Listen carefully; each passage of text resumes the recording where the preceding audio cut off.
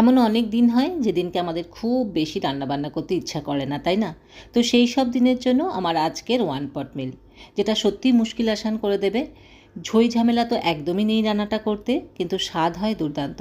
বানিয়েছি পনির পোলাও।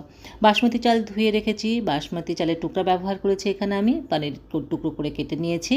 হাঁড়িতে 1 চামচ ঘি গরম করে 1 মুঠো কাজু আর কিশমিশ ভেজে তুলে নিয়েছি। এবারে ওই ঘিতে আমি 1 চামচ সাদা তেল দিয়ে অ্যাড করেছি তেজপাতা, জিরে, গোটা গরম মশলা, স্টার আনিস আর দিয়েছি একটুখানি জয়িত্রী। এবার এর মধ্যে দিয়েছি পেঁয়াজ কুচি, পেঁয়াজ গোলাপি করে ভেজে নিয়ে এর মধ্যে কাঁচা লঙ্কা দিয়েছি, একটু গাজর কুচি আর একটু বিনস ভালো করে সাঁতলে নিয়েছি।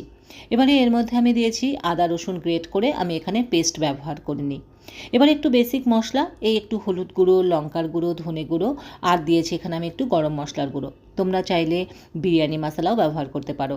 সামান্য জল দিয়ে মশলাটা খুব ভালো করে কষিয়ে নিয়েছি। দিয়েছি ভিজিয়ে রাখা চাল একটুখানি নেড়ে চেড়ে এর মধ্যে মটরশুঁটি দিয়েছি, ভাজা পনির দিয়েছি, ধনেপাতা পুদিনা পাতা দিয়ে আবারও খুব ভালো করে আমি নেড়ে চেড়ে নিয়েছি। পরিমাণ মতন জল দিয়েছি। 2 কাপ চাল নিয়েছিলাম, তাই 4 কাপ পরিমাণের জল। স্বাদ মতন লবণ দিয়েছি, এখানে বলি লবণটা একটু বেশি লাগবে এখানে। ঢাকনা বন্ধ করে রান্না করেছি।